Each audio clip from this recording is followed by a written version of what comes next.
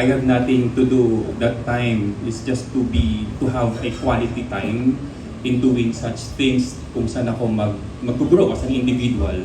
And that time, all along, all I want is to grow my business more. Up until now, actually. And I was actually thinking if, as time goes by, nakita ko na yung future na it's gonna be like a lifetime work na lang yung mangyayari. So, I must say na naging stable yung buhay since then.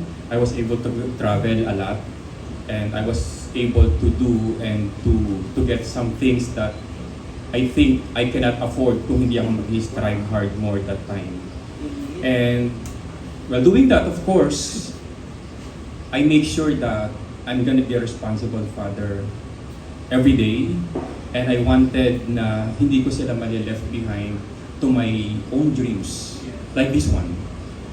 And I really wanted them to see me standing here today. What's with my dad more? You know? So I think dapat ma-value din natin yung sarili natin, anything else. Okay, my next question is, why only now? Bakit ngayon ka lang nag-decide na ma-involve sa pageantry? Why not nung nasa early 20s or mid-20s? We heard na parang this will gonna be your first and last pageant. Yes, basically yes sir, Loli, tama ka dyan. It's gonna be my first and last pageant and I don't wanna have any future pageant ahead in mind, no? So, well, it's a good question. Why just now? Actually, this is not for me anymore, you know? I'm at my 35 and I think this is the right time. We have so many valid dreams in life and we wanted to make sure na all of our dreams are always valid, all of the dreams are always achievable, no matter what. No age limit for all the dreams. And I wanted to see myself na rin this time that after all, I wanted to see myself, ano ba yung kaya ko? Ano ba yung pwede kong ibigay?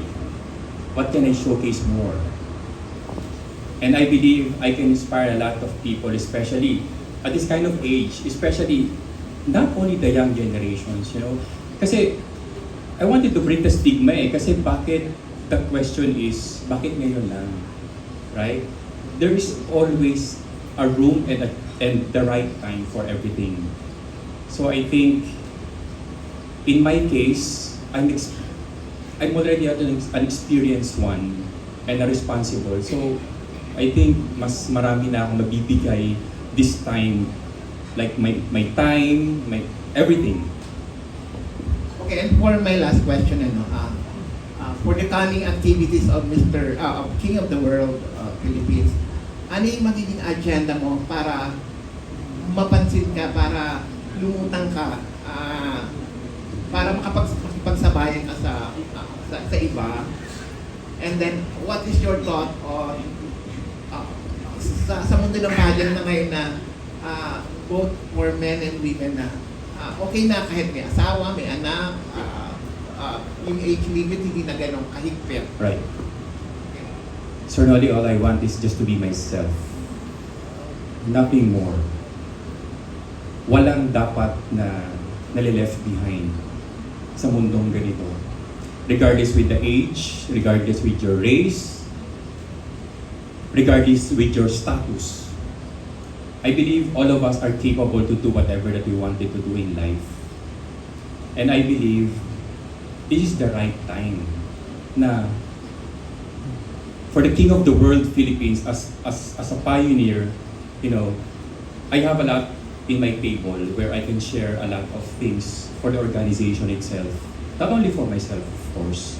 I'm here not just for myself. I even really wanted to help the organization itself. I wanted to see myself something to be forever in the industry. You know, I already proven myself na being an entrepreneur, being a businessman. So I think this is the next. That's why I started it now. Very well said, Howell. Thank you. Congratulations in advance. Thank you so much. Thank you. Alright, good evening everyone. This is Jay from Pageant. Hi, Howell. I saw pageant, right? Hello, It's idol, nice to idol. see you again right after the screening of the first ever King of the World Philippines. And my question for you, first question is, of course, you have mentioned a while ago that this is your first pageant na sinalihan mo. So, Yes. how does it feel na to join the national pageant? Well, at first, of course, I feel like it's actually a nerve-wracking, like here, sitting here tonight. Of course, I'm not used to it. Please pardon me, everyone. But nonetheless, I make sure that I will compose myself na makaharap ko kayong lahat. And I hope I can give a better impression to you as well, to every one of you. Another question, so what can we expect from you in this competition? A lot of things, actually, sir. You know, one thing in mind is that I'll make sure that I'll be in the organization all throughout of this journey. And I'll be very observant and mindful as well on what to do for me to be able to win the competition. Alright, and my last question for you is, any realizations in joining the pageant? The realization is that you have to be grateful to yourself in joining in this kind of platform or in this kind of industry, you know. Kasi it's not easy for you to compose yourself to be more, to be interested more, and to give more, you know. It's a wonderful feeling actually for me, sitting you all here, na I cannot even imagine that one day I'll be in this kind of platform. And I'm very much willing, and I will love this wholeheartedly, and I will do everything just to win in the competition. Alright, thank you so much and congratulations in advance. Thank you, sir. Hi, Howell. I'm Edge from Pageantology 101 and Malethology. I read that your advocacy is all about seniors. Yeah. And we have here two seniors in our pageant media. So can you tell us more about your advocacy, focusing on seniors? You know what, tita?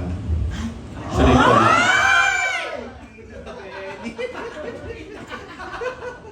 I'll call you tita na lang. Of course. Seems like you're my tita na eh. You know what, tita?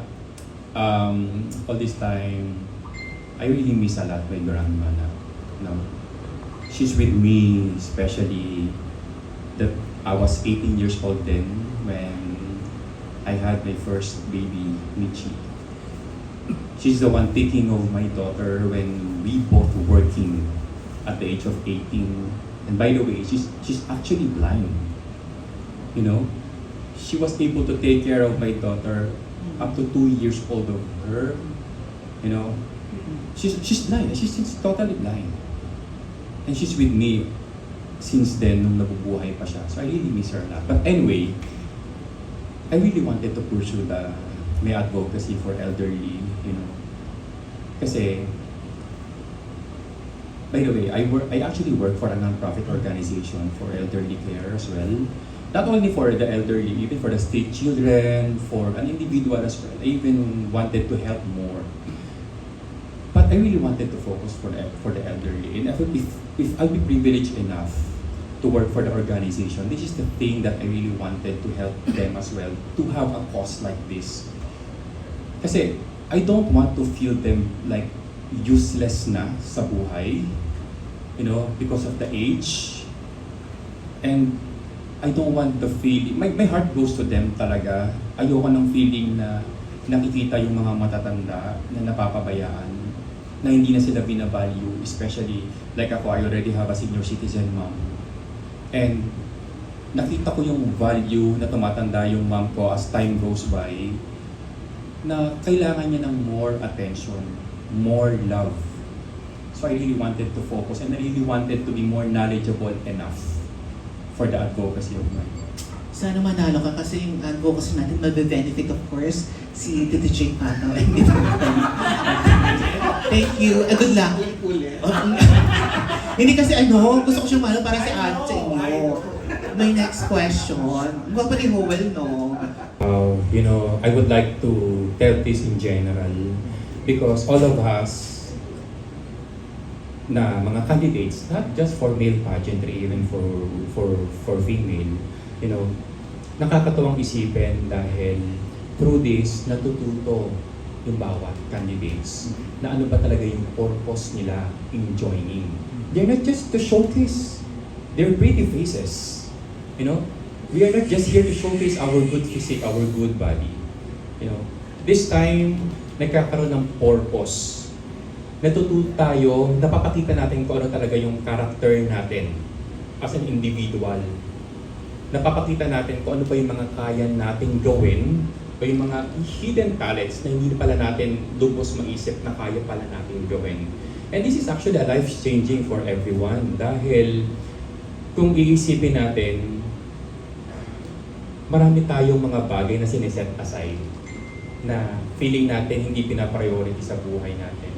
So, like me, for example, ngayon sumali na ako dito, at least nababago ko na yung mindset ko, nababago ko yung perception ko to pageantry. And now, naaakap ko siya, na-embrace ko siya ng napakalaki dahil nakikita ko na kung ano yung pwedeng mga mangyari din sa akin eventually for this kind of platform. The last question is, pwede na bang i-reveal kung sino yung designer ng national costume or formal? Yep. Kung meron? Yep. I work for Patrick Isorena. He's the one doing my national costume as well. It's my personal choice, by the way. You know naman how Patrick is very popular for the NATCOS. And I'm very excited na masuot ko yung beautiful design niya para sa akin. And by the way, just to tell you also, this is my personal choice. This is my personal design. In representing my city, Bacoor. For the formal wear. Yeah, for the formal wear as well, I have Ryan Wilson for my formal wear. Thank you, Sir Rao, by the way. Thank you so much. Thank you. Good luck in advance.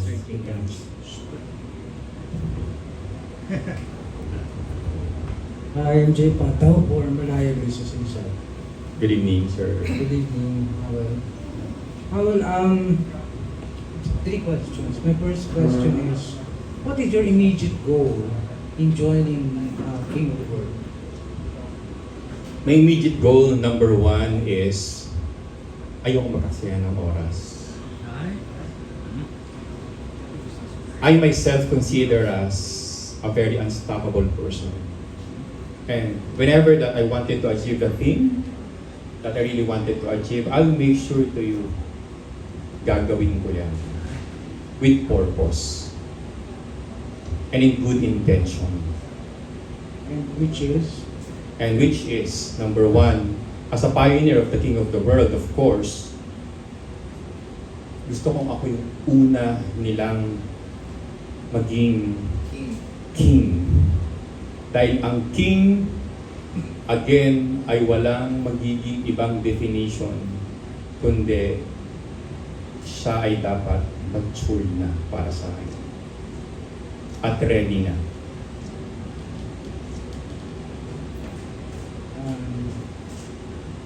Going back to what you said earlier, and as we have learned even much earlier, this will be your first and last pageant. Elaborate on that, please. I'm on the last age of the eligibility of the qualification, sir.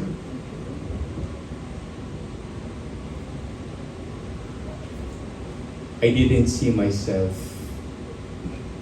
joining a lot for a pageant.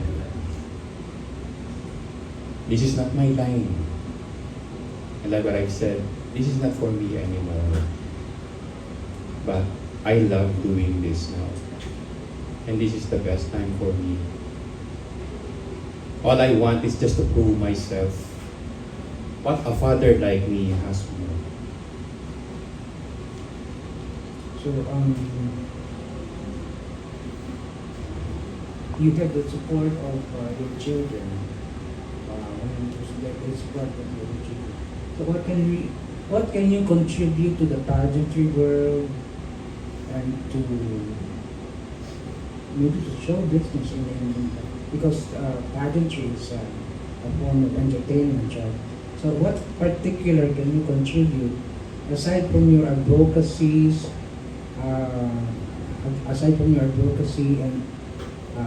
and to help others? What can you contribute to pageantry and to show business as a person? I think what I can contribute to the organization or to the pageantry as well, Yes. simple lang, sir eh. You know, is how to accept yourself in showcasing yourself regardless with your age.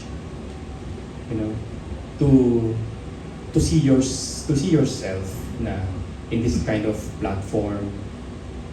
It really takes courage talaga para sa akin eh, dahil napakasarap sa feeling na pakiramdam mo marami kang pwedeng ibigay, marami kang pwedeng ilabas. And one thing that I would love to do also is not just for advocacy, not just to help. I think number one talaga is to see for the next 10 years the King of the World Philippines through me.